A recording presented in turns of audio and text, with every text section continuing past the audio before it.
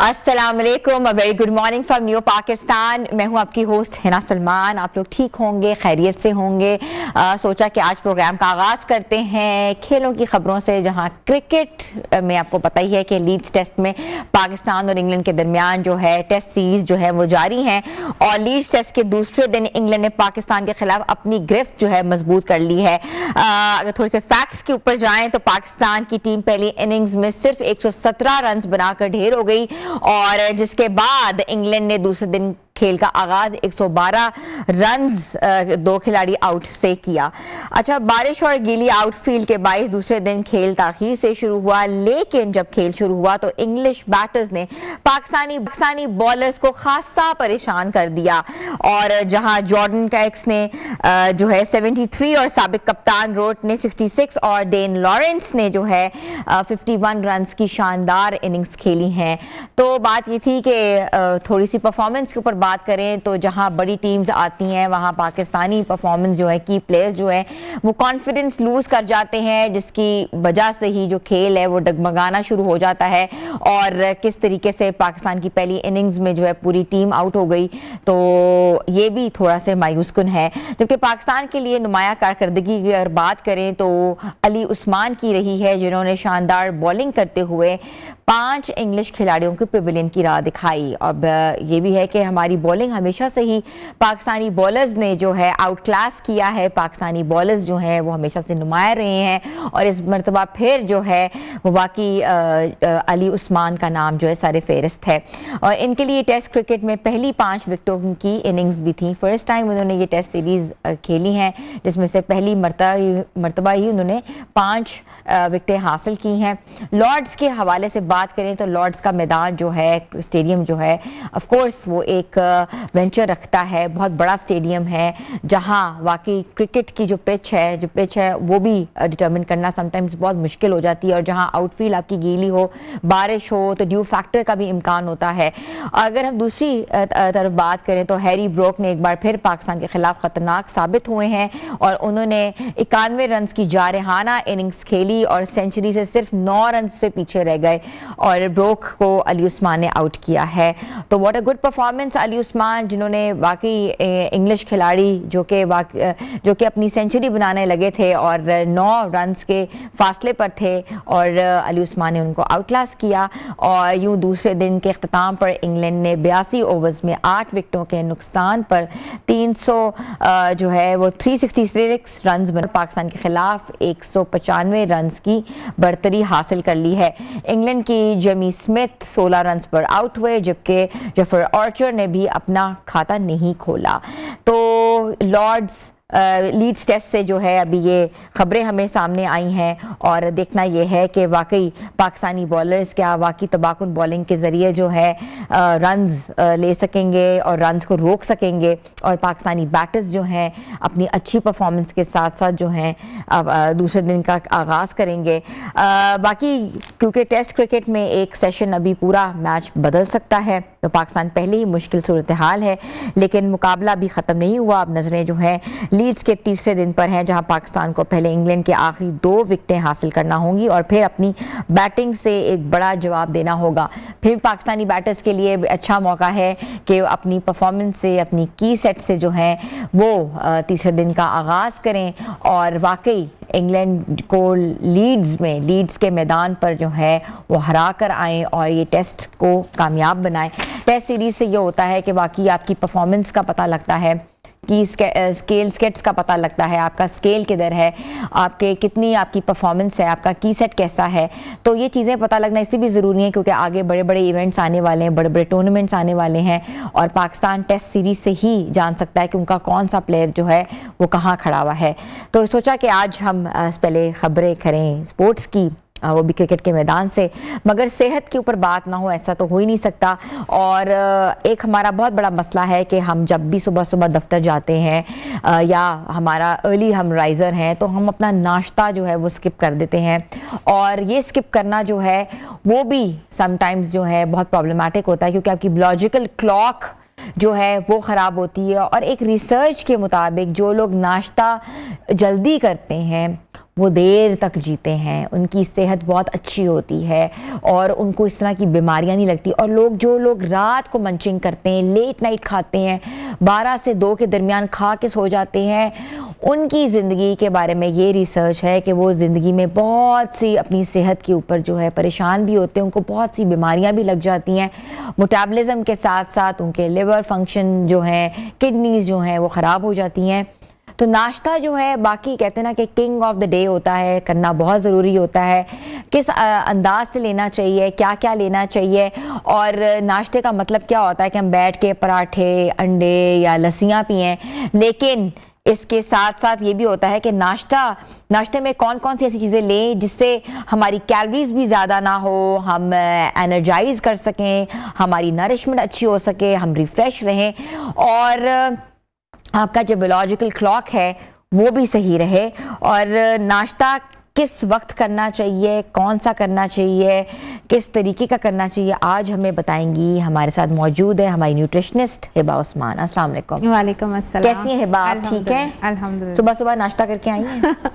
अच्छा, कुछ लोग, मैं इसी भी बात करूंगी, कुछ breakfast is very much important, but अगर कुछ लोग अपनी विंडोज सेट कर रहे होते हैं फॉर इंसुलिन रेजिस्टेंस तो उनका क्राइटेरिया थोड़ा सा चेंज होता है। बट अगर हम ओवरऑल बात करें ब्रेकफास्ट की, जैसे कि ब्रेकफास्ट का मीनिंग ही क्या है कि रात की जो फास्टिंग है उसको ब्रेक करना। अब उम्मन क्या होता है, जो आपका फर्स्ट मील होता है ना, फर्स्ट मील, चाहे वो 4 बजे हो, चाहे वो 5 बजे हो, चाहे वो 6 बजे हो, 7 बजे हो, कोई भी ड्रिंक हो, कोई भी पानी हो, वो आपका जो है ना, आपका रात की फास्टिंग को ब्रेक करने के लिए होता है, ठीक है। अब ब्रेकफास्ट अमूमन मैं कहती हूँ कि breakfast is just like your fuel in your body. जैसे कि गाड़ी में अच्छा फ्यूल आप देंगे, वो गाड़ी देर तक चलेगी, अच्छा आपको रिजल्ट देगी, आपको परेशान नहीं करेगी। इसी तरह खुराक में सबसे जो इम्पॉर्टेंट फैक्टर है वो आपके ब्रेकफास्ट का है। ब्रेकफास्ट सुबह 10 बजे से पहले आपको ज़रूर कर लेना चाहिए। अगर जो लोग 10 बजे से पहले ब्रेकफास्ट नहीं करते, जाहिर सी बात है उनका मेटाबॉलिज्म स्लो होता है और बहुत सी प्रॉब्लम्स जो वो पहले भी फेस कर रहे होते हैं और वो मज़ीद उस प्रॉब्लम में जो है ना जाते जाते हैं। और ब्रेकफास्ट में सबसे जो इम्पॉर्टेंट चीज़ है कि आपने अपनी रात की कम से कम, जैसे हम कहते हैं कि रात को मगरिब के बाद आपने खाना खा लेना है, उसके बाद आपने सारी रात कुछ नहीं खाना।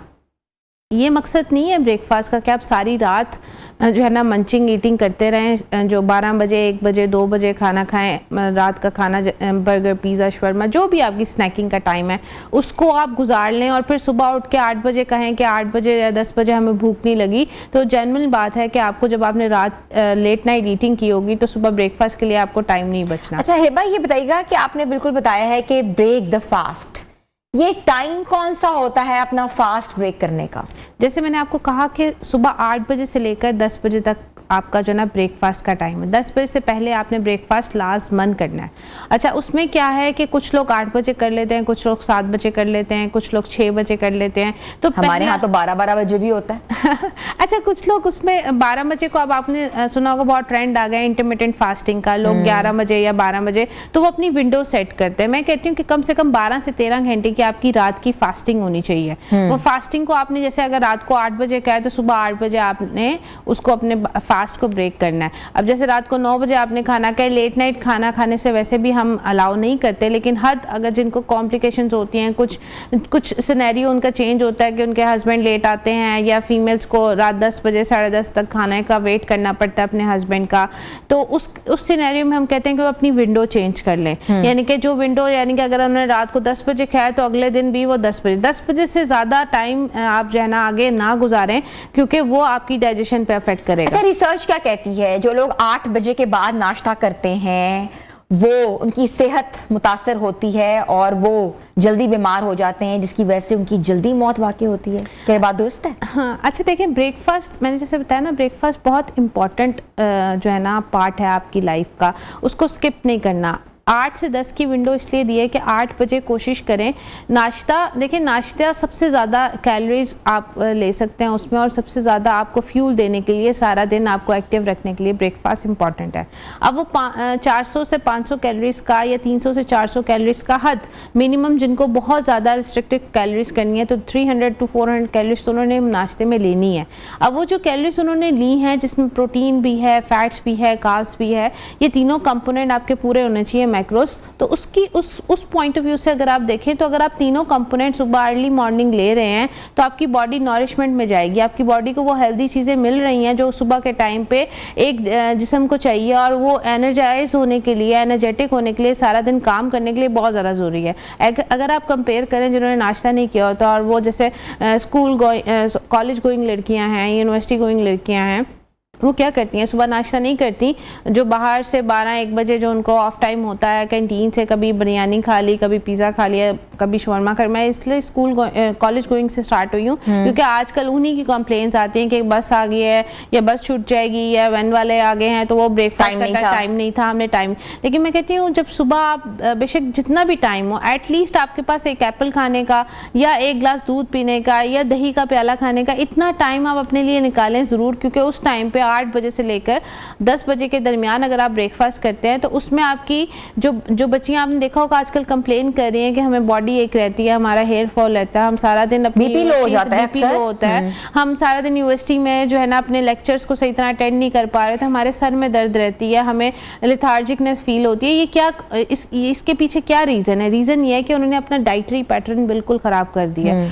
हॉस्टलाइट हो जाती हैं, रात को लेट नाइट क्रेविंग करती हैं, 2-3-4 बजे तक खाने खा रहे होते हैं और फिर सुबह उठ कर उनको भूख नहीं लगती। लेकिन जो उनका साइकिल है वो सुबह 10-11-12 बजे तक उनको जब भूख लगती है तो फिर उनके सामने जंक फूड आता है। अच्छा हिबा, मुझे बताइएगा कि निहार मुंह उठ के कॉफ़ी ले लेना, ब्लैक कॉफ़ी ले लेना या व्हाटएवर मिल्क कॉफ़ी ले लेना, क्या ये दुरुस्त है? अच्छा देखिए, मैं कहती हूँ कि जो गट के क्लाइंट हैं, जो एसिडिक रिफ्लेक्ट के क्लाइंट हैं, एसिड रिफ्लेक्ट के क्लाइंट हैं, जिनको गैस्ट्रिक इश्यूज़ हैं, जिनको ब्लॉटिंग इशू हैं, उनके लिए निहार मुंह कॉफ़ी लेना फ़ायदेमंद नहीं है। लेकिन जो अपना फैट बर्न करना चाहते हैं और जिनकी 12-13-14 घंटे की फास्टिंग है, कॉफ़ी बहुत बेनिफिट है उनके लिए जो फैट बर्न करना चाहते हैं अपनी बॉडी से। उनका जिनका फैटी लिवर है उनके लिए कॉफ़ी बहुत अच्छी है। कॉफ़ी मैंने जैसे बताया कॉफ़ी 0 कैलोरीज रखती है, लेकिन कॉफ़ी का लेने का तरीका डिफरेंट है। हर पर्सन को कॉफ़ी जो है ना सूट नहीं करती, तो वो डिफरेंट तरीके से ले सकते हैं। दूध वाली कॉफ़ी वैसे भी आपको पता है कैलोरीज इंक्रीज़ कर देती है, उसकी कैलोरीज बढ़ जाती हैं, जिसको लेने से आपको मोटापा चढ़ता है। तो ब्लैक कॉफ़ी मैं कहती हूँ प्रेफरेबल है। और अगर आपने लेनी है, अपनी फास्ट को तोड़ना है, फर्स्ट मील लेना है अपना, अगर आपको गट से रिलेटेड, स्टमक से रिलेटेड कोई इश्यूज़ नहीं है तो आप ले सकते हैं। अच्छा, एक हमने लफ्ज़ सुना है बॉडी क्लॉक। बॉडी क्लॉक क्या होता है? मतलब आपकी बॉडी जो है ना, एक हमने देखा कि हम सुबह ब्रेकफास्ट, लंच एंड डिनर, ये 3 हमारे क्लॉक्स हैं हमारी बॉडी के। अब वो 3 क्लॉक्स में से हम जो मेजर मील्स हैं, हमारे 3 मील्स हैं, हमने देखा होगा सुबह नाश्ता, हमने पूरे दिन में अपनी 1200, 1300, 1400, 1500 कैलोरीज को कंप्लीट करना है। उस बॉडी क्लॉक को जब हम डिस्टर्ब करते हैं, डिस्टर्ब का मतलब ये कि 12-1 बजे जब हम खाना खाते हैं तो ऑटोमेटिकली हमारा जो नाश्ते का टाइम है वो स्किप हो जाता है। तो हमारी बॉडी एक टाइम पे आकर हमारी बॉडी में वो सारे मैक्रोज और माइक्रोज डेफिशिएंसी होने स्टार्ट हो जाते हैं उस बॉडी क्लॉक को डिस्टर्ब करने का। क्योंकि आपकी बॉडी, जब आप किसी एक प्लेटफॉर्म पे डिज़ाइन करते हैं जिसमें आपका ब्रेकफास्ट भी है, लंच भी है, डिनर भी है, और आपने नोट किया होगा जब कुछ लोग जब इंटरमिटेंट फास्टिंग पे जाते हैं for break the insulin resistance, क्योंकि आपको पता है ज़रूरी है जब आपने अपनी बॉडी से इंसुलिन रेजिस्टेंस को ब्रेक करना है तो आपकी बॉडी को फास्टिंग मोड पे जाना पड़ता है। तो वो कुछ टाइम पीरियड का होता है, यानी कि 2 हफ्ते, 3 हफ्ते, 4 हफ्ते, लेकिन आपने बैक स्विच करना होता है फिर अपने तीनों मील्स के ऊपर। तो कोशिश करनी चाहिए जो लोग इंटरमिटेंट, मैं इसलिए बार बार कह रही हूँ कि मी माई सेल्फ मैं खुद इंटरमिटेंट करती हूँ, लेकिन बीच में आपको स्किप करना पड़ता है। स्किप क्या करना है कि आपके वो माइक्रोज और मैक्रोज को कंप्लीट करना है जो आपकी डेफिशिएंसी में कन्वर्ट ना हो जाए और आपकी बॉडी को ऐसी फीलिंग ना आए जिसमें आपकी बॉडी ये लगे कि आपकी बॉडी में बिल्कुल माइक्रोज डेफिशिएंसी हो गई है और आपके अंदर मिनरल डेफिशिएंसी हो गई है और आप बॉडी बिल्कुल लेथार्जिक हो गई, आपकी स्किन जो है ना खराब हो रही है, आपका हेयर फॉल बहुत ज्यादा आ रहा है, स्टमक के इशू हो रहे हैं। ठीक है, thank you so much doctor Hiba Usman आज हमारे साथ थी, जो बता रही थी कि नाश्ते करने के कितने फ़वाइद हैं और ख़ास तौर पे वो लोग जो कि नाश्ता करते हैं 7 से 8 बजे जो हैं वो कहते हैं कि ज़्यादा देर तक ज़िंदा रहते हैं और इसके साथ साथ सेहतमंद रहते हैं। जो लोग 12 बजे तक नाश्ता करते हैं उनको सेहत के मसाइल बहुत ज़्यादा आते हैं, उनको शुगर, ब्लड प्रेशर्स और भी मसाइल जो हैं वो शुरू हो जाते हैं, जिसकी वजह से ये भी कहा जाता है तहकीक के मुताबिक कि उनकी मौत जो है जल्दी वाक़ई हो जाती है। तो ये आप लोगों ने डिसाइड करना है कि अपने नाश्ता और बॉडी क्लॉक को कैसे यूटिलाइज़ करना है। छोटी सी ब्रेक पे जा रहे हैं, ब्रेक के बाद हम वापस आ रहे हैं। आप लोग देख रहे हैं न्यू पाकिस्तान।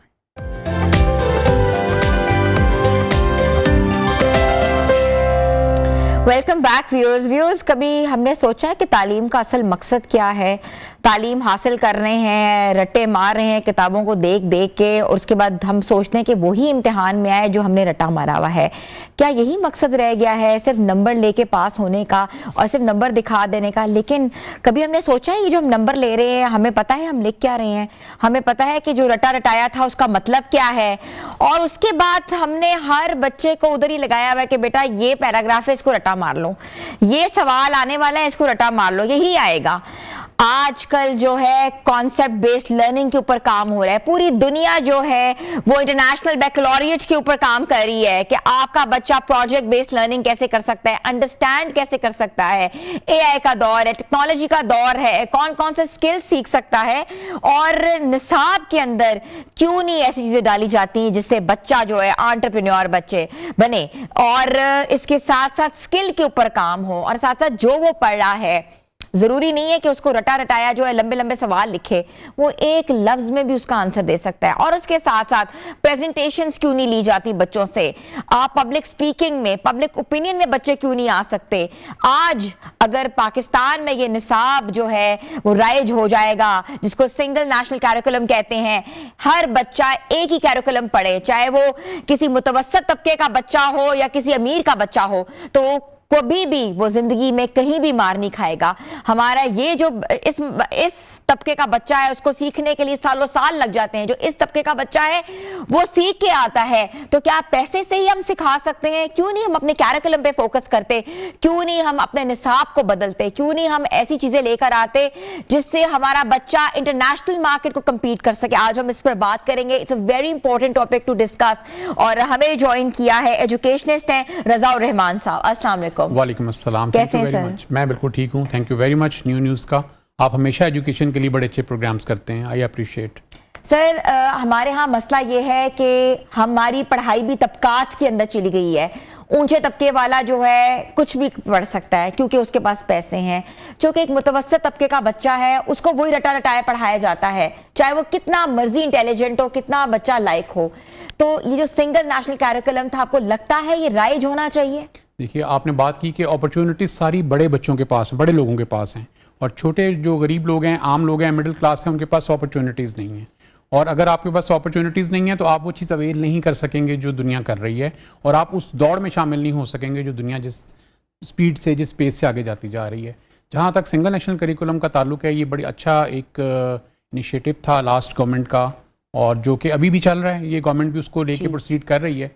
और अभी जो हालिया इन्होंने ये कॉन्सेप्शनल लर्निंग के बारे में एक नोटिफिकेशन या एक ट्वीट की है वज़ीर ने कि जी हम इसको कॉन्सेप्शनल लर्निंग करवाएंगे, बच्चों को एक्टिविटी बेस्ड लर्निंग करवाएंगे। ये बड़ी हौसला अफजा है, और उम्मीद करते हैं कि जी ये अगर ऐसे हो जाए तो हमारे बच्चों की ज़िंदगियां बदलना शुरू हो जाएंगी। लेकिन जैसे आपने शुरू में बात की ना कि जो एक अमीर आदमी है वो तो प्रोजेक्ट बेस्ड लर्निंग करवा लेता है अपने बच्चे को, लेकिन गरीब आदमी के पास सिर्फ रट्टा लगाने वाले स्कूल हैं, सिर्फ वो स्कूल हैं जो मेमोराइज कराते हैं। और अब इन दोनों की जो अपॉर्चुनिटीज़ हैं उसका डिफरेंस ज़मीन और आसमान का है। एक बच्चा जिसने अंडरस्टैंडिंग के साथ पढ़ा हुआ है, जिसने कॉन्सेप्ट को समझा हुआ है, उसके पास बहुत सारी अपॉर्चुनिटीज़ हैं। और वो बच्चा जिसने सिर्फ रट्टा लगाया है, उसका तो ब्रेन ही पॉलिश नहीं हुआ, ब्रेन ग्रो ही नहीं किया, उसके बाद तो एक लिमिटेड नॉलेज है, वो तो लिमिटेड बात करेगा और वही बात को मुकम्मल कर देगा। रज़ाउर रहमान साहब, आपको लगता है कि मैट्रिकुलेशन सिस्टम जो हमने राइज किया हुआ है वो सिस्टम दुरुस्त है?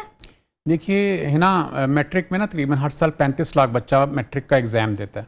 35 लाख बच्चा, यानी 35 लाख बहुत बड़ी तादाद होती है। दुनिया में तो पूरे मुल्क की आबादी, जैसे कनाडा है उसकी पूरी आबादी 40 मिलियन है, तो हमारे तो यहाँ हर साल 35 से 40 लाख बच्चा मैट्रिकुलेशन का एग्ज़ाम देता है। और इतनी बड़ी रिसोर्स, इतना बड़ा आपके पास मैन पावर, और आपकी आउटपुट क्या है? क्या हम इंडस्ट्री में कुछ नया बना रहे हैं? क्या हमारी यहाँ कोई इंडस्ट्रियल कंट्री है? क्या हम कोई टेक्नोलॉजिकल कंट्री हैं? इतने बड़े रिसोर्स के बावजूद हम कहीं शुमार नहीं होते, लास्ट में आते हैं। तो इसका मतलब क्या है कि हमारे जो एजुकेशन सिस्टम है उसमें फ्लॉज नहीं है, बहुत बड़े फ्लॉज हैं। इतने बड़े फ्लॉज हैं कि ये तो बहुत बड़ी नाकामी है कि आपको अल्लाह ने इतना बड़ा रिसोर्स दिया है कि 35 मिलियन स्टूडेंट्स, बहुत बड़ी तादाद है। हर साल, वो भी ये नहीं कि एक साल, हर साल। पंजाब में सिर्फ 18 लाख बच्चे होते हैं, तो बाकी पूरे पाकिस्तान को कैलकुलेट करें तो ये 3.5 मिलियन से 4 मिलियन तक चले जाते हैं। तो दुनिया के एक मुल्क की आबादी इतनी होती है। अगर कॉन्सेप्ट बेस्ड लर्निंग हम लोग राइज कर देते हैं, आ भी जाती है, उसकी बुक्स मंगवा लेते हैं या काम होता है, पढ़ाने वाले कौन है? हाँ, बहुत ही ज़बरदस्त सवाल किया आपने, है ना, एक्सीलेंट। देखिए, जो ई बुक्स अभी मौजूद हैं वो भी इस काबिल हैं कि अगर उसको कॉन्सेप्शनल लर्निंग के मुताबिक टीचर अच्छी तरह से पढ़ाए तो बच्चे पढ़ सकते हैं। ये जो कॉन्सेप्ट क्लियर करने का सारा दारोमदार है ये टीचर पे बेस करता है। ये बुक्स पे कम और टीचर पे ज़्यादा बेस करता है, और सेकेंडली ये एग्जाम्स पे बेस करता है। हमारे यहाँ तो एग्जाम्स ऐसे लिए जाते हैं कि अगर आपने वर्ड टू वर्ड लिखा है तो हम आपको नंबर्स दे देंगे, बिल्कुल, और अगर आपने वर्ड टू वर्ड नहीं लिखा आपको नंबर नहीं मिलने। आपने कॉन्सेप्ट से लिख दिया, अपने अल्फाज में लिख दिया, आपके नंबर कट जाएंगे। तो ये एक इतना बड़ा कल्ट है हमारा, बिल्कुल ये बहुत बड़ा अलमिया है। ये बच्चों के साथ ज्यादती है। जो बच्चे कॉन्सेप्ट लर्निंग करते हैं और बाद में नंबर हासिल नहीं कर सकते, वो जब रिजल्ट आता है वो डीमोटिवेट हो जाते हैं। और जिन्होंने रट्टा लगाया होता है, जिन्हें कोई समझ नहीं होती, कोई अंडरस्टैंडिंग नहीं होती, कोई एप्लीकेशन नहीं कर सकते, कोई चीज क्रिएट नहीं कर सकते, वो आगे निकल रहे होते हैं। और फिर बाद में स्कूल्स ने वो बैनर्स लगाए होते हैं, हमारे बच्चे ने पहली टॉप पोजीशन ले ली है, हमारे बच्चे ने ये पोजीशन ले ली है। तो ये हम पेरेंट्स भी और टीचर्स भी और स्कूल्स भी सिर्फ पोजीशंस के पीछे बच्चों को लगाया हुआ है। अब नंबर्स अगर के पीछे। जी अगर फर्ज करें 10 साल के वो बच्चे निकाल लिए जाएं जिन्होंने पिछले 10 साल में पोजीशंस ली हैं पंजाब में या पूरे पाकिस्तान में, तो आज अगर उनको देखा जाए वो कहां स्टैंड करते हैं, तो आपको नजर आएगा कि वो सिंपल जॉब्स कर रहे हैं, बिल्कुल सादा काम कर रहे हैं। और वो बच्चे जो बैक बेंचर थे, जो शरारतें करते थे, जो थोड़ा पढ़ लेते थे, थोड़ा समझ लेते थे, कॉन्सेप्ट क्लियर कर लेते थे, वो उनसे आके चले गए हैं। अच्छा, दुनिया में एक छोटी सी मिसाल दी जाती है कि बेहतरीन जो दुनिया में ड्रॉप आउट्स थे उन्होंने दुनिया को रूल किया है। क्या ये बात दुरुस्त है? बिल्कुल दुरुस्त है जी। इसमें बड़े बड़े नाम हैं, इसमें बहुत बड़े नाम हैं। एप्पल के सीईओ भी इसमें शामिल हैं, मार्क ज़करबर्ग का नाम शामिल है, मार्क ज़करबर्ग का भी इसमें नाम है, बिल गेट्स का नाम शामिल है, बिल गेट्स का नाम शामिल है। और इसमें बहुत सारे लोग हैं जो शामिल हैं जिन्होंने दुनिया में बाद में बहुत मुकाम हासिल की है। अब उन्होंने किस चीज़ पे काम किया? उन्होंने कॉन्सेप्शनल लर्निंग की है और उन्होंने अपने दौर के मुताबिक लर्निंग को किया है जो उस दौर में चल रही थी। देखिए, हम तो पहले ही उनसे 100 साल पीछे हैं, उन लोगों से तो हम पहले 100 साल पीछे हैं, और हम उस 100 साल में पीछे रह के भी अपने बच्चों को और पीछे धकेल रहे हैं। अब तो दुनिया ऐसी रही नहीं कि पाकिस्तान और उनका अमेरिका का बहुत बड़ा फासला है। अब तो हम ग्लोबल विलेज में रह रहे हैं। एक इंटरनेट की एक्सेस करने पे हम पूरी दुनिया के साथ कनेक्ट हो जाते हैं। तो अब हमारा पाकिस्तान का बच्चा क्या अमेरिका के बच्चे के साथ, कनाडा के बच्चे के साथ compete कर पाएगा? बिल्कुल यूरोप के बच्चे के साथ, इवन इंडिया के बच्चे के साथ कम्पीट नहीं कर सकेगा। अच्छा रज़ा रहमान साहब, क्या करना चाहिए? कॉन्सेप्ट बेस्ड लर्निंग की बात तो हो रही है, लेकिन ये लर्निंग हम कैसे स्कूल्स में राइज कर सकते हैं जहां ऑर्थोडॉक्स टीचिंग मेथोडोलॉजी है? टीचर्स ट्रेनिंग का क्या होगा, निसाब का क्या होगा? कैसे हम बच्चों को इस चीजों पे लेकर आएंगे कि अब आपकी लर्निंग जो है वो डिफरेंट या इंटरनेशनल स्टैंडर्ड्स के ऊपर होगी? देखिए ना, बच्चे का जहन जब अल्लाह ताला उसको दुनिया में भेजता है वो तो एक्सीलेंट होता है, शानदार होता है, और एक बिल्कुल एक स्लेट, क्लीन स्लेट जैसे होती है ना जी, एक सफ़ेद पेपर की तरह होता है। जो हम लिखेंगे उसके वालिदैन, उसके पेरेंट्स, उसके टीचर्स या जो उसका सिस्टम मिलेगा वो चीज़ उसके ब्रेन के अंदर डेवलप होती जाएगी। अब इसमें जो सबसे इंपॉर्टेंट काम है वो था गवर्नमेंट की, रियासती। कोई भी काम रियासती बेस के ऊपर होता है तो वो बहुत वैस्ट, तालीम देना रियासत का ही काम है, बिल्कुल रियासत का ही काम है। और दूसरे एंड पे जब आता है तो वो टीचर है जो उसका बहुत बड़ा रिस्पॉन्सिबल है। टीचर को अपने आप को चेंज करना पड़ेगा, टीचर को खुद कॉन्सेप्ट लर्निंग सीखनी पड़ेगी। आज के दौर में कॉन्सेप्ट लर्निंग सीखना टीचर के लिए बहुत आसान है, इंतहाई आसान है। सिर्फ वो 5-7 दिन की भी अगर प्रैक्टिस कर लेता है तो वो ऑटोमेटिकली उस पर शिफ्ट हो सकता है, क्योंकि आपके पास एआई मौजूद है, आपके पास बहुत सारे ऐसे एजेंट्स मौजूद हैं जो आपको गाइड कर सकते हैं, आपको टीच कर सकते हैं। आपके पास यूट्यूब मौजूद है, आप इंटरनेशनली जो टीचर्स इस मामले में बहुत एक्सपर्ट्स हैं उनकी राय ले सकते हैं, उनको सुन सकते हैं और अपने आप को कन्वर्ट कर सकते हैं। इसमें एक और चीज़ हिना मैं ऐड करना चाहूँगा जो बहुत इंपॉर्टेंट है कि गवर्नमेंट जब भी ऐसी पॉलिसीज बनाती है तो स्टेक होल्डर्स को साथ नहीं लेके चलती, और बाद में फिर एतराज़ात आते हैं, और फिर बाद में बाज़ पॉलिसी ऐसी बन जाती है जो कुछ लोगों के लिए फिजिबल और कुछ लोगों के लिए फिजिबल ही नहीं है। 10% के लिए फिजिबल है, 90% के लिए फिजिबल ही नहीं है। तो एक ऐसी पॉलिसी बनानी पड़ेगी जो जिसमें तमाम लोग आ सकें। और एक और बड़ी इंपॉर्टेंट चीज़ कि देखिए, जब भी आप पॉलिसी बनाती है, गवर्नमेंट बनाती है, अगली गवर्नमेंट आती है वो उसको चेंज कर देती है। तो इनको एक मिसाके तालीम भी करना पड़ेगा तमाम सियासी पार्टीज को कि हम एक मिसाके तालीम करें और उसके ऊपर हम फैसला करें कि हमने बच्चों के मुस्तकबिल के साथ नहीं खेलना। जो हमने पॉलिसी आज बना दी है, क्या ये वर्ल्ड क्लास है? अगर ये वर्ल्ड क्लास है, वर्ल्ड एक्सेप्टेड है, तो अब हमने चेंज नहीं करना चाहिए। जो चेंज करेगा वो लर्निंग के स्कूल्स के जो फीसें हैं उनको भी कम करें ताकि और लोग जो हैं इस कॉन्सेप्ट के अंदर आ सकें। बिल्कुल सही, बहुत जरूरी है। थैंक यू सो मच रज़ा रहमान साहब, एजुकेशनिस्ट हमारे साथ थे। आज हमने इंपॉर्टेंट इशू पे बात की है कि किस तरीके से कॉन्सेप्ट बेस्ड लर्निंग जो है पाकिस्तान के कैरिकुलम का हिस्सा बना सकते हैं और किस तरीके से बच्चे को इक्विप कर सकते हैं जो कि कम्पीट कर सके इंटरनेशनल मार्केट को। छोटी सी ब्रेक पे जा रहे हैं, ब्रेक के बाद हम वापस आ रहे हैं। आप लोग देख रहे हैं new Pakistan.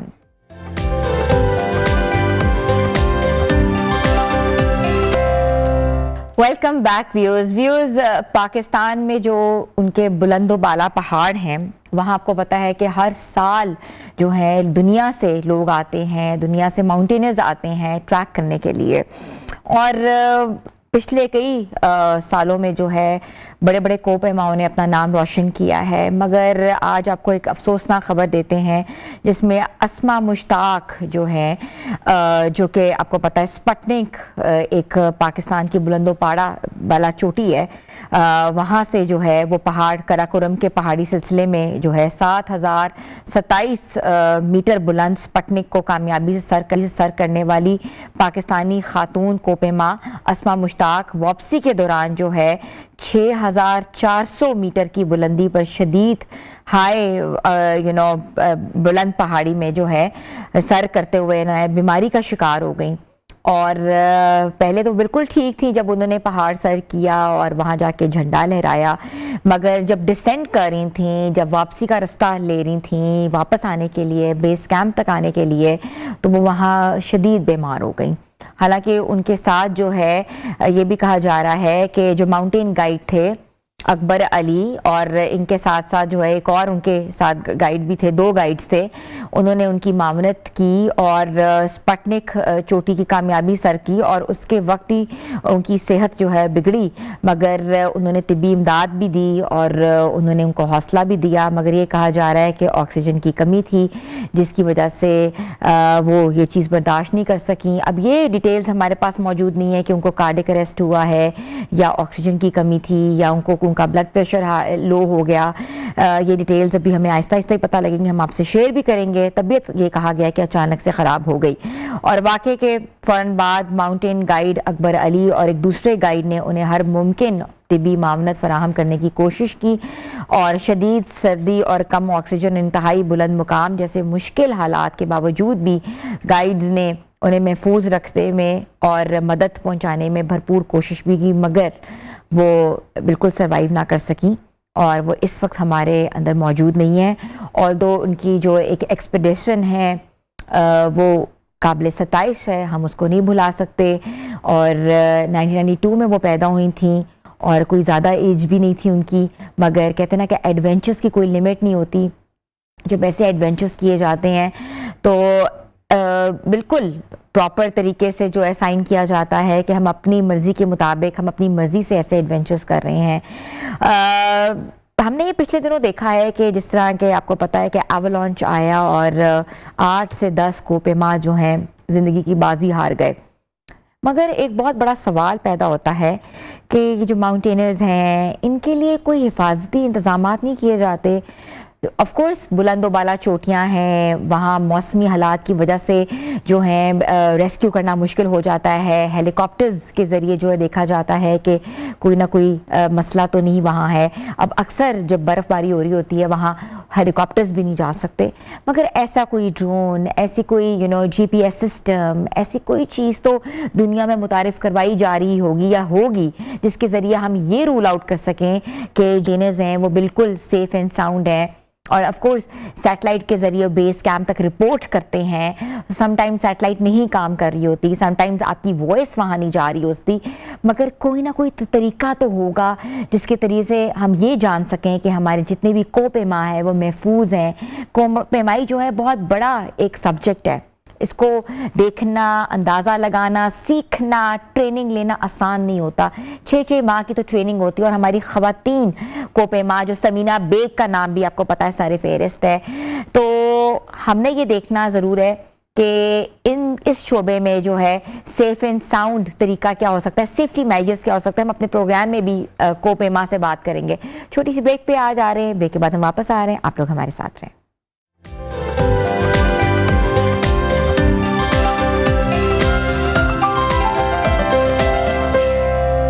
Welcome back views. हम में से बहुत से ऐसे लोग हैं जब भी कोई मुश्किल आती है तो वाकई मुश्किल आने पर वो रुक जाते हैं, अपनी ज़िंदगी में आगे नहीं बढ़ते, लेकिन कभी हालात से शिकवा भी नहीं करते और वसाइल की कमी के बावजूद भी किस्मत को इल्ज़ाम भी नहीं देते। ऐसे भी लोग हैं इस माशरे में जो कि जिन्होंने सीखने में और सिखाने में कोई कसर नहीं छोड़ी और कहते हैं ना कि वो जिस जॉनरा से जिस स्ट्रेटा से ताल्लुक़ रखते हैं, बीइंग एन एजुकेशनिस्ट, और आँखों से जो है नहीं देख सकते मगर महसूस कर सकते हैं कि इस खूबसूरत दुनिया में क्या हो रहा है।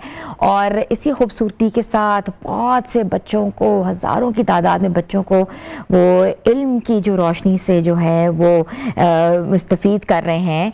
और इसके साथ साथ खुद तो देख नहीं सक रहे लेकिन अपने सोशल मीडिया पे लाखों लोगों को जो है खूबसूरत दुनिया भी दिखा रहे हैं। ऐसे भी हमारे यहाँ माशरे में लोग एग्जिस्ट करते हैं। अगर हम तालीम की बात करें तो वो एमफिल और पीएचडी से मुंसलिक हैं, यूनिवर्सिटी में पढ़ा भी रहे हैं और साथ साथ जो है ज़िंदगी भी गुजार रहे हैं। तो मैं वेलकम करती हूँ डॉक्टर आयशा सलीम और मोहम्मद अवैस साहब को। अस्सलाम वालेकुम। वालेकुम सलाम। पहले मैं आयशा साहिबा से बात करूँगी। कैसी हैं आयशा, ठीक है आप? जी अल्हम्दुलिल्लाह, शुक्र है अल्लाह का। आयशा, आप एजुकेटर हैं, आप ट्रेनिंग्स भी देती हैं और इतना अहम आप काम कर रही हैं और साथ साथ सोशल मीडिया पे आप दुनिया को अपने वीलॉग्स के ज़रिए चीज़ें भी दिखा रही हैं। बिल्कुल ऐसा ही है। कैसे?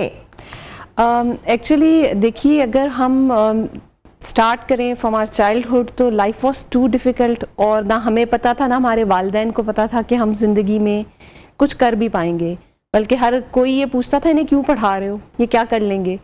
But both of our families had a believe कि तालीम से सब हो सकता है।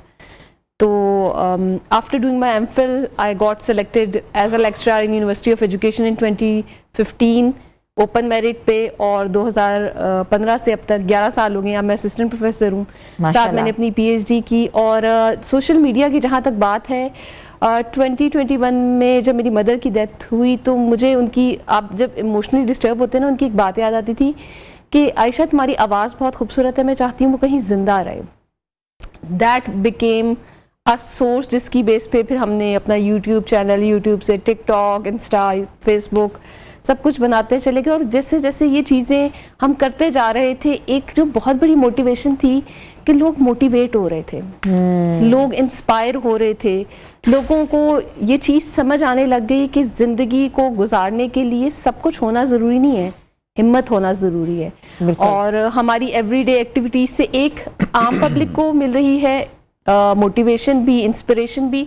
दूसरा, वो वालिदैन जिनके बच्चे विद डिसेबिलिटी हैं जी, और वो बच्चे जो खुद विद डिसेबिलिटी हैं and they do not know what they can actually achieve, बिल्कुल उन बच्चों के लिए अ रे ऑफ होप बनती जा रही है। आप दोनों जो हैं, और वालिदैन को भी ये हिम्मत हो रही है कि अच्छा अगर ये बन सकते हैं तो हमारा बच्चा भी इंशाल्लाह कुछ ना कुछ जरूर बन जाएगा, हमारा बच्चा भी कल को इसी तरह will rise like a star.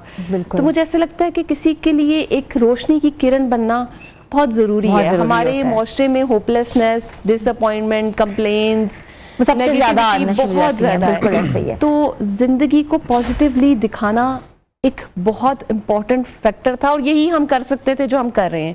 Beyond teaching our own students, देखिए वो लिमिटेड पब्लिक है, मेरे पास 40-50 स्टूडेंट एक क्लास में होंगे, उन 40-50 बच्चों को सब कुछ बता देना बिल्कुल एक बहुत बड़ा काम है। लेकिन अगर वही बात मैं 40-50 से बढ़ाकर 40-50 हज़ार या लाखों तक पहुंचा दूं, और अल्लाह अगर चाहता हो पहुंचाना, तो फिर रास्ते खुद ब खुद बन जाते हैं। बिल्कुल। मैं मोहम्मद अवैस साहब का रुख करूंगी। अच्छा, आप दोनों एक दूसरे को कैसे मिले? सबसे पहले आपका बहुत शुक्रिया, हमें आज आपने इनवाइट किया ताकि हम भी अपनी थॉट्स शेयर कर सकें। जहाँ तक आपके सवाल का ताल्लुक है, हमारी स्कूलिंग एक ही प्राइवेट इंस्टीट्यूट से, Aziz Jahan Begum trust. Our families knew each other, तो जब हम दोनों टीचिंग फैकल्टी में आ गए तो फैमिलीज ने डिसाइड किया कि क्योंकि हमारी प्रोफेशन भी एक है, एक दूसरे को जानते भी हैं, तो it can be a good match despite the fact that we were both visually impaired. तो इस पे बड़े सीरियस कंसर्न्स भी थे रिलेटिव्स के या जो हमारे क्लोज फ्रेंड्स थे उनके, कि both can not see. But हमारी फैमिलीज ने यह सोचा कि अगर देख नहीं सकते, इसके बावजूद अच्छी तालीम हासिल की है, अच्छी ज़िंदगी गुजार रहे हैं, तो why not in future as well. और इसमें at the end of the day matter क्या करता है कि आपकी मेंटल हार्मनी, अगर मेंटल हार्मनी हो तो कोई भी चैलेंज बड़ा नहीं होता, आप उसे अबूर कर सकते हैं। अच्छा, मुझे बिल्कुल बात आपकी उनकी समझ आई है, जिस तरीके से आप लोग ग्रो अप हुए, की तरीके से आप लोगों की देखभाल हुई। शादी के बाद कोई चीज़ें मुश्किल लगी आयशा, अगर मैं आपसे पूछूं? फॉर्चुनेटली नहीं लगी। एक्चुअली देखिए लाइफ में क्या होता है, एक ये आपकी होती है professional life, that was very smooth क्योंकि हम ग्रूम किया था, एजुकेट हुए थे, मेन स्ट्रीमिंग में चैलेंजेस का पता था और अब तक तो इतने स्ट्रॉन्ग भी हो चुके थे। सेकंड होती है आपकी पर्सनल लाइफ, ठीक है, मैरिटल लाइफ के बाद फीमेल के लिए तो फिर house hold chores and all those activities वो एक मिशन होती हैं। तो अल्लाह का शुक्र है मेरी मदर ने इतनी अच्छी ट्रेनिंग कराई हुई थी कि कुकिंग और all those stuff were like a piece of cake for मी।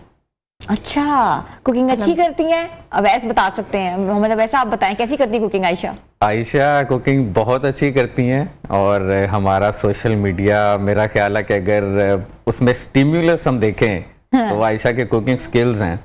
और ये रियलिटी है कि cooking without I site it's really an uphill task, it's really difficult. और आयशा बहुत अच्छी कुकिंग करती हैं माशाल्लाह, बहुत अच्छी स्किल्स हैं, टेस्ट भी बहुत अच्छा है। और आपने जहाँ तक पूछा कि मैरिटल लाइफ के बाद चैलेंजेस या ज़िंदगी मुश्किल, यकीनन मुश्किलात होती हैं, ये कहना कि मुश्किल नहीं होती, it's I think bed of roses तो ज़िंदगी नहीं है किसी के लिए। हमारी फैमिलीज बहुत सपोर्टिव हैं और इसके साथ साथ हमारी अपनी जो करेज, बल्कि मैं कहूँगा कि मेरे से ज़्यादा जो आयशा की करेज है, कोई भी चैलेंज हो तो ये कहती नहीं हमने करना है।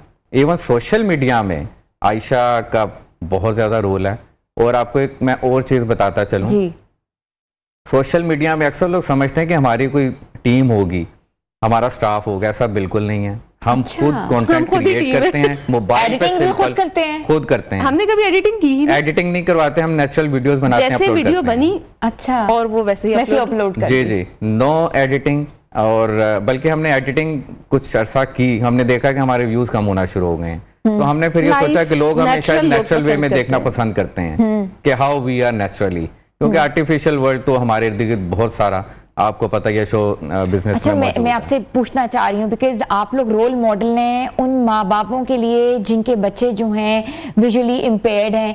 आप लोग कैसे देखते हैं कि हमारे व्यूज ज़्यादा आ रहे हैं, कैसे पता लगता है? ये भी कोई एक मैकेनिज्म है जिससे सीख सकें? बिल्कुल, लैपटॉप, मोबाइल फ़ोन, सब के अंदर टेक्स्ट टू स्पीच सॉफ्टवेयर्स होते हैं। जैसे लैपटॉप में होता है जॉब एक्सेस विद स्पीच, ठीक है, एंड जो मोबाइल फ़ोन है उसमें भी सॉफ्टवेयर है, iOS में भी है एंड एंड्रॉयड फ़ोन्स में भी है। उनकी बेस पे एक एक चीज़ जो स्क्रीन पे आ रही है, एक एक स्टेटिस्टिक, वो हर चीज़ वो रीड आउट करता है। ठीक है, like I upload YouTube, TikTok and Facebook, ये तीनों मैं खुद ही हैंडल कर रही हूँ, खुद ही अपलोडिंग कर रही हूँ, खुद ही SEO कर रही हूँ। ठीक है, अच्छा, ये कर लेती हैं सॉफ्टवेयर के जरिए, ठीक है। अच्छा मोहम्मद अवैस, आप किस किस चीज़ों में साथ देते हैं आयशा का? किचन में देते हैं, वीलॉग्स में देते हैं, या एजुकेशनल ऑफ कोर्स आपको पता है मिसाक के तालीम के हवाले से आप लोग बातें करते हैं, किन किन चीज़ों में आप उनके साथ होते हैं? देखिए, मैं सारी चीज़ों में ही उनके साथ होता हूँ, डिपेंड करता है कि मैं सबऑर्डिनेट हूँ या मैं लीड कर रहा हूँ। किचन में बहुत साथ उनका देता हूँ, खाना वो बनाती हैं, मैं खा के बताता हूँ कैसा है, नेक्स्ट टाइम क्या होना चाहिए। तो ये देखें, जब तक इस तरह का साथ नहीं होगा तो कुकिंग बड़ी मुश्किल हो जाती है। और वीलॉग्स में तो ऑब्वियसली हम इकट्ठा कंटेंट क्रिएट करते हैं, सोचते हैं कोई न्यू एक्टिविटी, न्यू आइडिया जिससे मज़ीद पब्लिक मोटिवेट हो या हम मज़ीद एजुकेट कर सकें। हाँ, अपलोडिंग और टेक्नोलॉजी रिलेटेड चीज़ें आयशा करती हैं, she is really expert in technology. उसके अलावा एजुकेशन में ज़ाहिर है, क्योंकि हमारी फील्ड एक है, नई मेथोडोलॉजी पे बात करना, अगर स्टूडेंट्स के कुछ इश्यूज़ हैं उन्हें हमने किस तरह हैंडल करना है, तो ऑब्वियसली हमारा जो मेन डिस्कशन मैटर है वो तो यही रहता है। अच्छा, आपको कैसे पता लगता है कि आज आयशा ने क्या बनाया है? टेस्ट करके पता लगता है?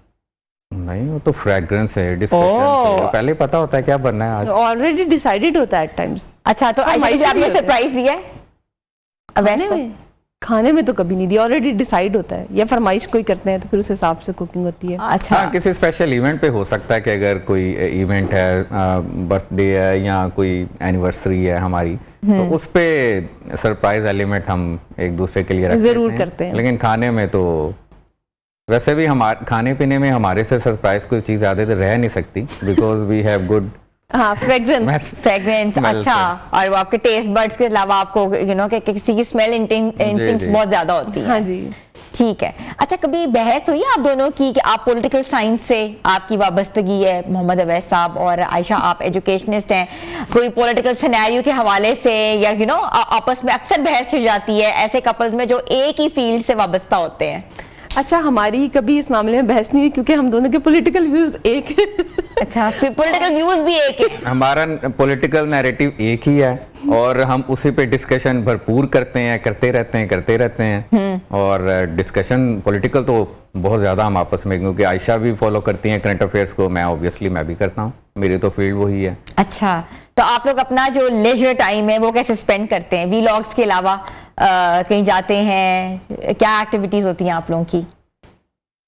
हम लोग घूमते फिरते बहुत हैं। कंटेंट क्रिएशन के लिए भी आपको जाहिर सी बात है विजिट करना पड़ता है बहुत सारी जगहों को।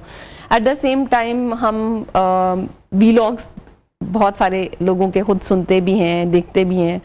और इसके अलावा वैसे हम क्या लेजर टाइम में करते हैं? हम लोग वेकेशन में कोशिश करते हैं आउट ऑफ घूमने फिरने जाएं। कोई एक विजिट हो जाए, क्योंकि एकेडमिक सेशंस इतने अब थिक हो गए हैं, बिजी हो गए हैं कि उन दौरान जाना तो मुश्किल होता है। तो समर्स में हम लोग कोशिश करते हैं नॉर्दर्न एरियाज में चले जाएं, और रूटीन में हम लोग कोशिश करते हैं आउटडोर विजिट्स हमारे लाहौर में अच्छा हो जाएं, रेस्टोरेंट्स चले गए या किसी पार्क में चले गए। अच्छा, हम लोग वो तमाम चीज़ें एक्सपीरियंस करने की कोशिश करते हैं जो एक आम इंसान अपनी ज़िंदगी में सोचता है या करना चाहता है। अच्छा, ये मुझे बताइएगा कि जो वीलॉगिंग के आप आए, वीलॉगिंग में आए, किसको देख के आप लोग वाकई आपको इंटरेस्ट पैदा हुआ कि आप लोगों को भी वीलॉगिंग करनी चाहिए?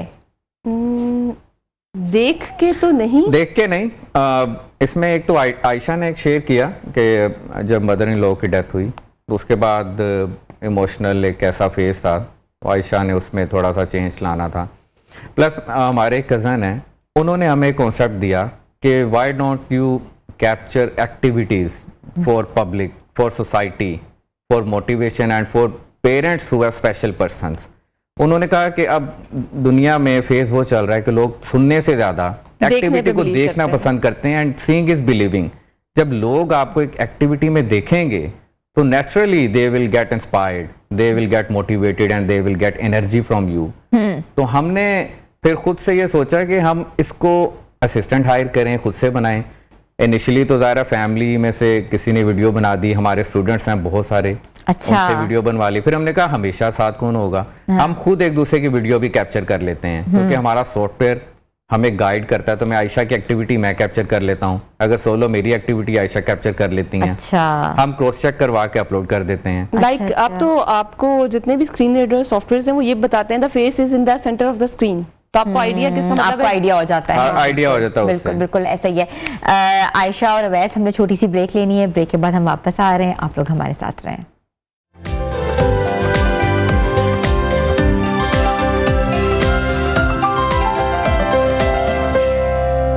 Welcome back viewers. आज हमारे साथ जो हमारे मेहमान ख़ास हैं वो विजुअली इम्पेयर हैं, मगर उनकी कंट्रीब्यूशन सोसाइटी में बहुत ज़्यादा है, चाहे वो वीलॉगिंग हो, चाहे वो एजुकेशन हो, चाहे वो ज़िंदगी गुजारने का तरीका हो।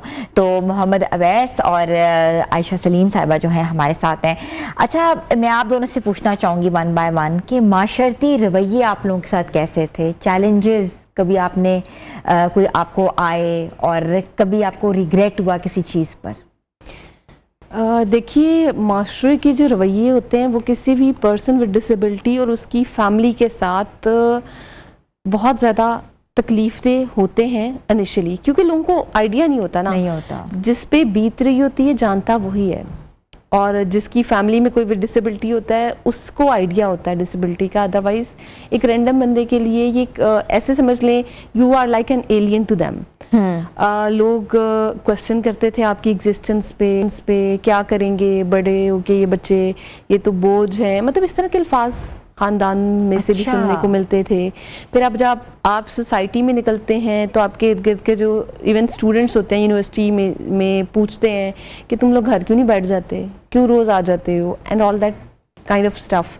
देखिए, उनका कुछ चीज़ हार्श अल्फाज का चुनाव ये उनकी चॉइस है, लेकिन इल्म ना होना that was not their choice, वो अनअवेयर है। तो फिर उसमें चॉइस होती है कि आप अच्छे अल्फाज इस्तेमाल करें या तकलीफ दे अल्फाज इस्तेमाल करें। माशरे में जहाँ आपको लोग क्वेश्चन करते हैं, वहाँ एक माशरे का सेगमेंट वो भी है जो आपको बहुत रिस्पेक्टफुली ट्रीट करता है, जो आपसे आपकी नीड्स के बारे में पूछता है, जो आपको बहुत इज्जत से और आपकी डिफरेंट एबिलिटी को समझने की कोशिश करता है, आपसे पूछता है आप क्या कर सकते हैं, आपको किस चीज़ में हेल्प चाहिए। तो माशरे के दोनों फेज एग्जिस्ट करते हैं। अच्छा अवैस, आपके लिए माशरे में कौन सी तब्दीली जो है होनी चाहिए जो कि ज़िंदगी को आसान बना दे, क्या समझते हैं आप? देखिए, मैं आयशा की बात को कंटिन्यू करूँगा। सबसे बड़ा चैलेंज हमारे लिए है ही सोशल बिहेवियर्स, एप्टीट्यूड्स लोगों के, बिहेवियर्स उनके अल्फाज। अगर बिहेवियर्स आहिस्ता आहिस्ता हम रिफॉर्म कर लें, बिलीव यू मी, इंफ्रास्ट्रक्चर के जो चैलेंजेस हैं वो बहुत पीछे रह जाते हैं, वो with passage of time overcome हो जाते हैं। हर स्टेज पे हमें अपने क्रेडेंशियल्स को इस्टेब्लिश करना है, हर इंसान करता है, लेकिन हमारे लिए अपने क्रेडेंशियल्स को इस्टेब्लिश करना बहुत ज़्यादा मुश्किल बना दिया जाता है। अगर हम कुछ नहीं करते तो कहा जाता है इसलिए नहीं किया होगा, दे आर स्पेशल। अगर हम कुछ अचीव कर लेते हैं तो हमें कहा जाता है अच्छा इन्हें सिंपैथी मिली होगी इसलिए इन्होंने अचीव कर लिया। आपको मैं यानी हम ज़रा वो बात करेंगे जो हमारे एक्सपीरियंस पे बेस्ड है, हम कोई बुक मैनुअल में से कभी भी बात नहीं करते, because we have lived with visual impairment since birth. अब मेरी जॉब हुई ओपन मेरिट पे पंजाब पब्लिक सर्विस कमीशन से। I was at second slot overall in Punjab in my subject. लेकिन जब मैं कॉलेज गया तो मैं एक रूम में बैठा था, मैंने सुना अच्छा इनको ना जॉब दे देती है गवर्नमेंट, इनका ना मेरिट, इनका ना कोटा होता है, इनको सीटें मिल जाती हैं। अब बड़ा भला किया है गवर्नमेंट, इन्होंने सीटें मिल जाती हैं, लिटरली यही अल्फाज थे। अच्छा, अब मैं वहाँ बैठ के भी सोच रहा था कि आई वॉज थिंकिंग कि एजुकेशन कंप्लीट हो गई, अब जॉब में आ गए हैं, आसानी हो जाएगी, लेकिन नहीं। Again we were again against the odds. हमें ये भी साबित करना है कि जो अचीव किया है हमने खुद किया है, हमने मेहनत से किया है, और एवरी डे हमने ये तो ये डिलेमा हमारी लाइफ में हमेशा रहता है। तो मैं हमेशा ये समझता हूँ कि पॉलिटिकल अवेयरनेस के साथ साथ सोशल अवेयरनेस जरूरी है, आजकल पॉलिटिकल हाइप बहुत ज्यादा ना, क्योंकि ये टैबूज खत्म होंगे तो लोग बात करेंगे और एक्सेप्ट करेगा, माशरे को एक्सेप्ट करना बहुत जरूरी है। एक्सेप्टेंस बहुत जरूरी है कि आप हमें as a human being accept करें विद अ डिफरेंट एबिलिटी। हमारी एबिलिटीज डिफरेंट हैं, जस्ट दैट। बाकी हमारी जिंदगी के जो पैटर्न्स हैं एंजॉयमेंट के, सोरोस के, वो तमाम आप लोगों के साथ सिमिलर हैं। एक इंसान अगर देख नहीं सकता ना, इसका मतलब ये नहीं है वो सोच समझ सीख नहीं सकता, या उसमें कोई और चीज एबिलिटी नहीं है, और एबिलिटी नहीं है। अक्सर लोग तो ये भी करते हैं कि आपके साथ वाले बंदे से आके पूछेंगे इन्हें नजर नहीं आंदा। अच्छा, मतलब वो आपसे डायरेक्टली इंटरेक्ट भी नहीं करेंगे। They think if you can't see, you can't speak, you can't listen. जबकि हमारी जो 70% ऑफ आर एबिलिटीज, मतलब हम नॉलेज लेते हैं, we take it from our eye side. The rest of 18% your senses work more. Yes, of course it does. देखिए, आप जब 70% से कुछ नहीं रिसीव कर रहे तो आप बाकी के 30% पे रिलाई कर रहे हैं। You are relying more on your hearing, on your smell, on your touch, on taste. On taste, बिल्कुल। हमें आज भी बहुत सारे इंटरव्यूज में सिर्फ एक ही फंडामेंटल पे रिजेक्ट कर दिया जाता है, we can not see despite our education, despite our credentials. और ये चीज़ तब ख़त्म होगी जब हाईएस्ट लेवल पे हर सेगमेंट में आप स्पेशल पर्सन से रिलेटेड एक मैनुअल ऐड करें, उसमें एक मॉड्यूल ऐड करें, ताकि उन्हें स्पेशल पर्सन्स की एबिलिटीज़ के हवाले से अवेयरनेस हो, उनको ट्रीट कैसे करते हैं, उनको एक्सेप्ट देखिए हमारे माशरे में बहुत बड़ा एक सेगमेंट है जो देख सकते हुए भी कुछ नहीं देख रहा। They are not progressing, they are not looking at the future. जो देख सकते हैं वो बहुत कम देखते हैं। ये हेलन केलर ने कहा था। yes. बिल्कुल बिल्कुल ऐसा ही है। अच्छा, अब मैं आपसे पूछना चाह रही हूँ, आपको कभी किसी की मदद की जरूरत हुई होती है तो वो कौन होता है? देखें, आपको एक बात बताऊं, दुनिया के हर इंसान को इंसानों की मदद की ज़रूरत होती है, लेकिन हम क्योंकि वो देख सकते हैं, क्योंकि उनके साथ कोई प्रॉब्लम नहीं है, अगर वो कहेंगे ना यार मेरे साथ चलना, तो वो एक नॉर्मल बात होगी। लेकिन अगर हम किसी को कहेंगे ना यार मेरे साथ चलना, ज़रा मुझे गाइड कर देना, तो दिल टेक एज के वो हम पे कोई Privilege, हम एहसान कर रहे हैं। Yes absolutely. जबकि कोई भी दुनिया का इंसान इंडिविजुअली सरवाइव कर ही नहीं सकता। इसीलिए इंसान को कहा जाता है सोशल एनिमल। और बिल्कुल हमें हेल्प की ज़रूरत होती है। जिस तरह से अब मैं घर की बात करूं तो घर में मेरी मदर इन लॉ है, वो एवरीडे हाउस होल्ड चोर्स को मोस्ट ऑफ द टाइम वही देख रही होती है। मैं वीकेंड्स पे ज़्यादातर कुकिंग करती हूँ या शाम को चाय वगैरह बनाती हूँ। बहुत ज़्यादा कंट्रीब्यूशन हमारी लाइफ बहुत में ज़्यादा। उनकी रहती है। अभी भी हम आपके ऑफिस में आए हैं, आपके स्टूडियो में, तो हमारे एक बहुत student साथ अच्छे आई हैं। स्टूडेंट हमारे साथ आई हैं और उनके पेरेंट्स को भी हम सैल्यूट करते हैं कि वो हम पे ट्रस्ट करते हैं। ऑन अ सिंगल कॉल बहुत सारे पेरेंट्स ऐसे हैं जिन्होंने अपने बच्चों को कहा हुआ है कि मैम या सर की कॉल आएगी, उन्होंने जहाँ जाना है अपने साथ जाना है। कितना के माशरे में दो डिफरेंट रुख हैं, एक तरफ बुराई है तो एक तरफ भलाई भी तो है। बिल्कुल है। बिल्कुल ऐसा ही है। मुझे थोड़ा सा एजुकेशन के हवाले से बताएं कि यूनिवर्सिटीज़ में, कॉलेजेस में एजुकेशन का मयार अब कैसा है, क्या होना चाहिए कि पाकिस्तान जो है इंटरनेशनल मार्केट को कम्पीट कर सके। अच्छा, नंबर वन तो मैं ये कहूँगी कि हमें अपने एजुकेशन सिस्टम को ना चेंज करने की बहुत ज़रूरत है। हम अभी तक रोड लर्निंग से आगे नहीं निकल पाए। हमारे अभी तक मैट्रिक इंटर के जो एग्ज़ाम्स हैं they are totally based on rote learning. हम अभी तक क्रिएटिव राइटिंग और मतलब इन चीज़ों की तरफ, कॉन्सेप्ट फॉर्मेशन, उन चीज़ों की तरफ नहीं आ पा रहे। तो ये एक हमारी क्वालिटी ऑफ एजुकेशन को गिराने की बहुत बड़ी वजह है। दूसरा, हमारा एजुकेशन सिस्टम में हमने इतनी डिवाइड कर दी है। पूरी दुनिया एक पैटर्न को फॉलो करती है। हमारे यहाँ तो हम English medium, Urdu medium, Islamic schools, मतलब इतनी डिवाइड है कि उसकी वजह से भी क्वालिटी ऑफ एजुकेशन का जो एक स्टैंडर्ड है ना सेट, वो हम अचीव नहीं कर पा रहे। एट द सेम टाइम बाकी दुनिया सारी की सारी अब मूव कर रही है toward short courses, one year skill based examinations, degrees. हम अभी भी थेरी पे बैठे हुए हैं। तो हमें थेरी को, मुझे तो लगता है, मिनिमाइज करके 40-60 पे लाना पड़ेगा। 40 थेरी, 60 प्रैक्टिकल। अगर हम चाहते हैं कि हमारा बच्चा जो है वो इंटरनेशनल मार्केट को भी कम्पीट करे और हमारा बच्चा सरवाइव कर पाए। हमारे यहाँ एक बहुत बड़ा अलमिया है कि बच्चे मास्टर्स कर लेते हैं, एमफिल पीएचडी कर लेते हैं, but when it comes to interview they do not know how to carry themselves, how to interact, अपना इंट्रोडक्शन कैसे कराना है ये भी नहीं पता। Tell about yourself, they don't know how to. बिल्कुल। तो वो they are not presentable. Basically where do we lack? Grooming, public speaking. Grooming नहीं है उन बच्चों की। उन बच्चों को हमने बताया ही नहीं है, रट्टा लगवाया है सिर्फ सारी जिंदगी। अवैस, मैं आपसे सवाल करूंगी, पाकिस्तान में बहुत से कैरिकुलम्स डिफरेंट स्कूल्स में चल रहे हैं। GCSE भी हो रहा है, ओ लेवल्स भी हो रहा है, IB भी करवाया जा रहा है, मैट्रिकुलेशन भी कराई जा रही है। हमारा इस्लामी निज़ाम, तालीमी निज़ाम भी है। तो आपको लगता है कि ये निज़ाम जो है ये एक निज़ाम होना चाहिए सबके लिए? देखें, सिंगल नेशनल करिकुलम की पहले भी एक वेव आई थी और प्राइमरी तक बना भी था। उसी पे ही हमें काम करने की ज़रूरत है, क्योंकि अगर आप पब्लिक प्राइवेट स्कूल्स में पास आउट स्टूडेंट्स को असेस करें सेपरेटली, तो there is hell of a difference between them. इस डिफरेंस को एक ही बेस पे कम किया जा सकता है कि आप दोनों में क्वालिटी को इक्वलाइज करें और सिलेबस को, करिकुलम को थोड़ा आपको सिंगल करिकुलम की तरफ लाना पड़ेगा। अदरवाइज जैसे आयशा ने कहा, ठीक है, कि हम डिफरेंट सेगमेंट्स हम यहीं से अपनी गुफ्तगू का आगाज करेंगे। हमें छोटी ब्रेक पे जाना है, ब्रेक के बाद हम वापस आ रहे हैं, आप लोग हमारे साथ रहें। Welcome back viewers. जिंदगी में कुछ ऐसे ख्वाब होते हैं जिन्हें हासिल करने के लिए जो है सिर्फ आंखों की रोशनी नहीं बल्कि दिल की रोशनी, हौसला और मुसलसल जद्दोजहद की ज़रूरत होती है। जिस तरीके से हमने आपको आज एक स्टोरी बताई जो कि ऐसा एक कपल है जो कि ज़िंदगी गुजार है, भरपूर तरीके से गुजार रहा है, आंखों से इम्पेयर्ड है मगर ज़िंदगी की खूबसूरती को देख सकता है। मोहम्मद अवैस और डॉक्टर आयशा, अपना का मैसेज दें आप। मेरा तो सिर्फ इतना ही मैसेज है कि आप तब तक हारते नहीं हैं जब तक आप मेंटली हार कबूल नहीं कर लेते। तो नेवर गिव अप। जिंदगी है ही स्ट्रगल और उसको इस कदर करेज से गुजारिए कि लोग आपकी तरफ देख के रश्क करें।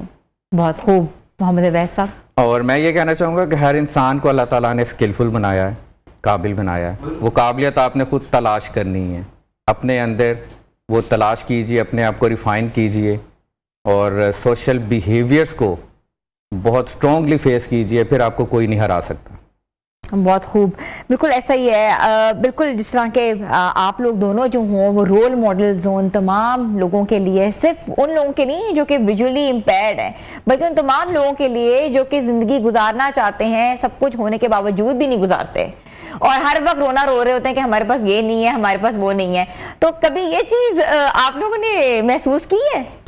देखिए, हर इंसान कभी ना कभी कमियों को महसूस ज़रूर करता है, लेकिन अगर हम उस कमी की तरफ देखते रहेंगे तो हम उस रोशनी को नहीं देख पाएंगे कि जो उस रब ने हम पे अता की है इल्म की सूरत में। तो मुझे ऐसा लगता है कि अगर हम हाफ ग्लास फुल की तरफ देखेंगे तो will be more satisfied instead of looking at it कि जी हाफ ग्लास इज़ एम्प्टी। तो अल्हम्दुलिल्लाह जो उसने नवाजा है वो उसका करम है, और जो नहीं नवाजा शायद उसने हिम्मत इतनी दी है कि उसे पता है कि उसके बगैर भी वो हमें ज़िंदगी अज़म से गुजारने का हौसला दे चुका है। बिल्कुल ऐसा ही है, और आप लोग जिस तरीके से खूबसूरती से ज़िंदगी गुजार रहे हैं वो भी एक बहुत बड़ी मिसाल है, लोगों के लिए आप रोल मॉडल हैं, और अल्लाह ताला आपको इसी तरह कायम दायम रखे, दूसरे के साथ रखे। बहुत बहुत शुक्रिया डॉक्टर आयशा, बहुत बहुत शुक्रिया मोहम्मद अवैस, एजुकेशनिस्ट हैं आप लोग, रोल मॉडल हैं, व्लॉगर्स हैं, और सोसाइटी का वो स्ट्रेटा है जिसको सोसाइटी एक्सेप्ट करने से गुरेज करती है, मगर हमने सोचा कि आज हम आपको इस प्यारे कपल से मिलवाएं। तो व्यूअर्स, आज का प्रोग्राम कैसा लगा अपना फीडबैक ज़रूर दीजिएगा। हमारे पेज, सोशल पेजेस पे नियो पाकिस्तान का पेज ज्वाइन करें और जाके तमाम कंटेंट देख सकते हैं। मिलेंगे अगले हफ्ते नए प्रोग्राम के साथ। अपनी होस्ट हिना सलमान को इजाजत दें। अल्लाह हाफिज।